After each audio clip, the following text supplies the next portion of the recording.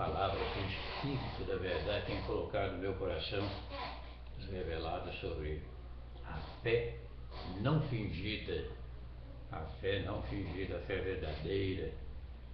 Quando você disser que tem fé, realmente tem fé mesmo, não é? Se contorcendo para ter aquela fé, não. Espontaneamente demonstrando essa fé. 1 Timóteo 1,5 e 2 Timóteo 2,5. Quiser transliterar aqui para Yorrota. Ora, o intuito deste mandamento é o amor que procede de um coração puro, de uma boa consciência, de uma fé não fingida. Depois você pode meditar com mais calma, examinar as Escrituras, né? Capítulo 1 Timóteo 1,5 e 2 Timóteo 1,5. Fácil de gravar, de memorizar, tá vendo? 1,5 de novo. 2 Timóteo. Trazendo à memória a fé não fingida que há em ti. O emissário Shaul aqui está se edificando com a fé não fingida do jovem Timóteo e fazendo menção à fé que havia nele, que habitava também em sua avó Lóide, em sua mãe Eunice, e ele estava certo de que também habitava no coração do jovem Yorrota, jovem Timóteo. Fé verdadeira. Já falamos que a fé tradicional tende a desaparecer nos últimos dias. Nosso Salvador amado diz: quando vier o Filho do Homem, encontrará porventura fé na terra? Como é que você interpreta esse versículo? Hein? É óbvio que ele vai encontrar fé na terra, não é mesmo? Entre os seus escolhidos. Está se referindo ao quê? A fé tradicional, essa fé beata, religiosa, que as pessoas, infelizmente, praticam sem ter a consciência, às vezes, da gravidade. Lucas 18, versículo 8. É bem fácil de memorizar, né? Primeira menção foi 1 Timóteo 1,5, depois 2 Timóteo 1,5, agora Lucas 18, 8, para memorizar facilmente. Digo-vos que depressa lhes fará justiça. Quando, porém, vier o Filho do Homem, achará fé na terra? É óbvio que vai achar. Canô de Galute aqui, Apocalipse, o livro das Revelações. Inclusive tivemos um momento muito importante, muito marcante. E íamos à ilha de Patmos.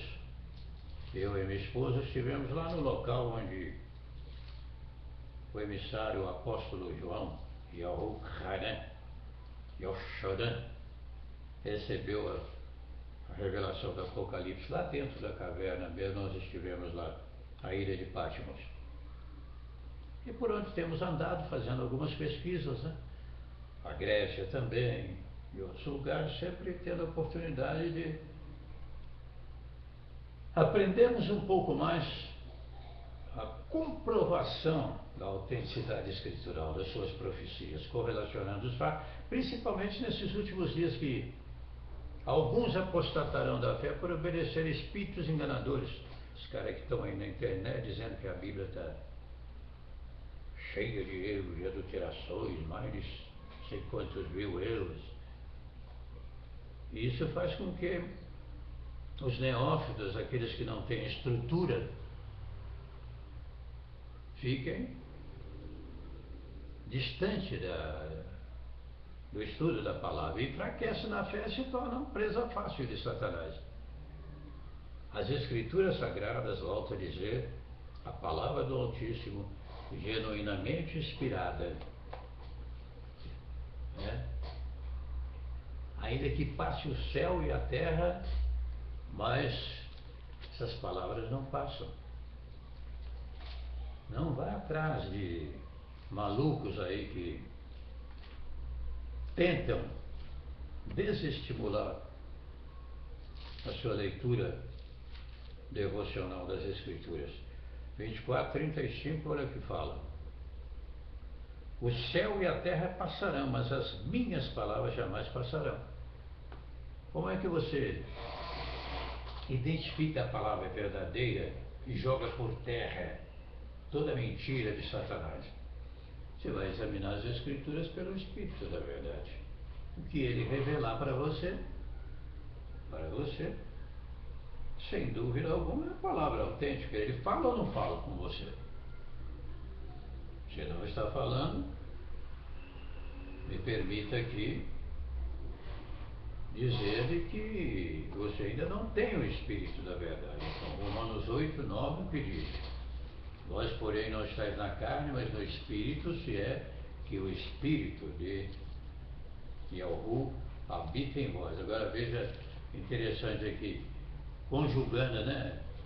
Simultaneamente o Espírito de Yahu com o de Yahushua. Você quer ver? Tá mesmo? Vós, porém, não estáis na carne, mas no Espírito, se é que o Espírito de Yahu habita em vós. Mas se alguém não tem o Espírito de Yahushua, Berushai, esse tal não é dele. O Pai, portanto, e o Filho e o Espírito da verdade, essa triunidade sendo um só, o Rei, o Criador. Isso já está provado e comprovado. Mas vamos dar sequência aqui. A fé, portanto, nos últimos dias, quando vier o Filho do Homem, encontrará essa fé na terra? Essa fé tradicional não é? Aqueles que estão construindo a sua casa em cima da areia, mas os que estão alicerçados na rocha, não está escrito?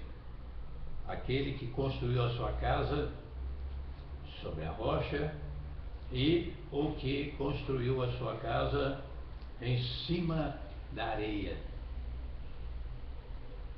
É escritural isso, uma invenção minha, não é mesmo? Os dois fundamentos. Está aqui nas Escrituras, depois você pode meditar com calma. Os dois fundamentos. O que constrói a sua casa em cima da rocha. Vieram os ventos, a tempestade e tudo, e nada abalou. E aquele que construiu a sua casa em cima da areia. Agora você já pensou? Você teria coragem de construir uma casa para sua família morar em cima da areia? É? Muitos estão construindo uma casa em cima da areia. Vem o vento, vem a tempestade, derruba tudo. A vida espiritual, portanto, temos que ter o alicerce fundamentado na palavra, na rocha. Essa rocha é o nosso Salvador amado. É óbvio, portanto, que ele vai encontrar fé na terra entre os seus escolhidos. Uma multidão que ninguém pode contar. Apocalipse 7:9. E não é um pequeno grupo, não. Quando as Escrituras afirmam muitos são chamados, poucos os escolhidos, são poucos em relação aos muitos. Mas não significa que é um grupinho pequeno. Essa fé, infelizmente, em alguns casos, tende a desaparecer entre aqueles que não professam uma fé sincera, verdadeira, fundamentada na palavra. A fé para a salvação, Efésios 2:8, porque pela graça vocês são salvos por meio da fé. Isto não vem de vocês, é um dom do Altíssimo, Eterno e Alvuro. Não vem das obras para que ninguém se glorie. Efésios capítulo 2, versículo 8. Pois somos feitura sua, criados em Yahushua para as boas obras. Né? Ela não vem pelas obras, ela são para as obras. Consequentemente, você tem fé, você vai praticar as boas obras. Agora, se inverter os valores, vai correr risco seríssimo aí, né? As Escrituras exortam também mantendo fé e boa consciência, porquanto alguns, tendo rejeitado a boa consciência, vieram naufragar na fé. Ainda há uma promessa escritural muito importante, extraordinária, em 1 Coríntios 12, da relação dos dons espirituais, quando fala do dom da fé. Dom. É, a relação dos dons espirituais fala também do dom da fé. Sem nos esquecermos que nos últimos dias alguns apostatarão da fé por obedecer espíritos enganadores e ensinos de demônios. Não é isso mesmo lá em Timóteo? Também? Em Rutan, capítulo 4. 1 Timóteo 4. O Espírito, porém, expressamente, olha, diz que nos últimos tempos apostatarão alguns da fé, dando ouvidos a espíritos enganadores, doutrinas de demônios, pela hipocrisia de homens que falam mentiras e têm cauterizado a própria consciência, que proíbe o casamento. Quem é que proíbe o casamento? Ordena a abstinência de alimentos. Quem é? Precisa falar mais? Essa união de chamados crentes com a grande meretriz, isso é apostasia na certa. Apostasia na certa. E alguns, infelizmente, estão indo para o outro lado, enganados por falsas doutrinas. Mas os escolhidos do Altíssimo não entram nessa não, viu? Poderiam enganar, se possível, se, isso é condicional aí, a partícula. Se fosse possível, enganaria até os escolhidos. Se fosse, mas não é. Então a fé verdadeira, a fé não fingida, que nós comentamos aqui na abertura, a mesma que o jovem Timóteo praticava e que servia de estímulo ao ministério do emissário Shaul, o apóstolo Paulo, essa fé verdadeira está à nossa disposição. Está à nossa disposição.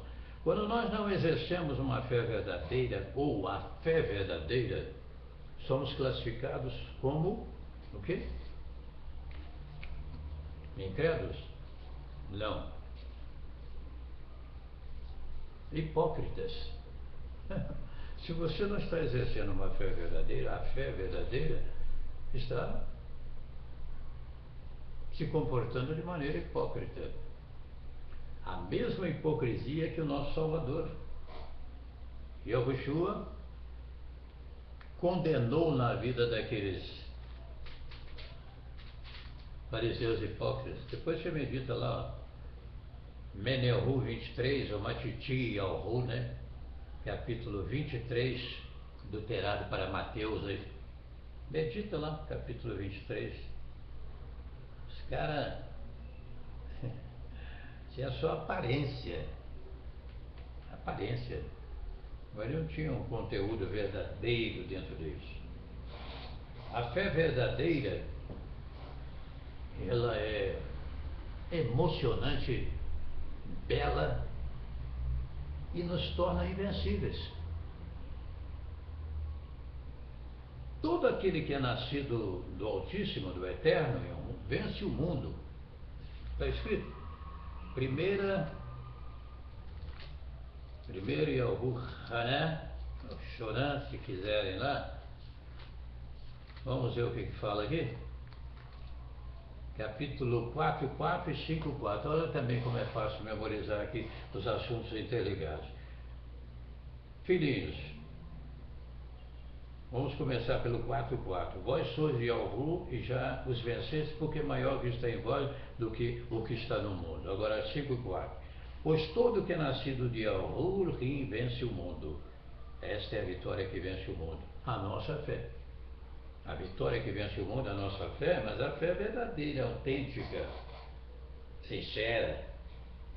Se ela está à nossa disposição, gratuitamente, mediante a palavra, vamos buscar essa fé, examinando as Escrituras, orando, mas também examinando as Escrituras. Você não pode ser uma pessoa exclusivamente de oração sem as Escrituras Sagradas. Ah, mas eu não sei ler. Mas aí você tem um bom ouvido, né? Boa audição, e pode perfeitamente, então, conciliar as duas coisas para o seu crescimento espiritual. Fé verdadeira.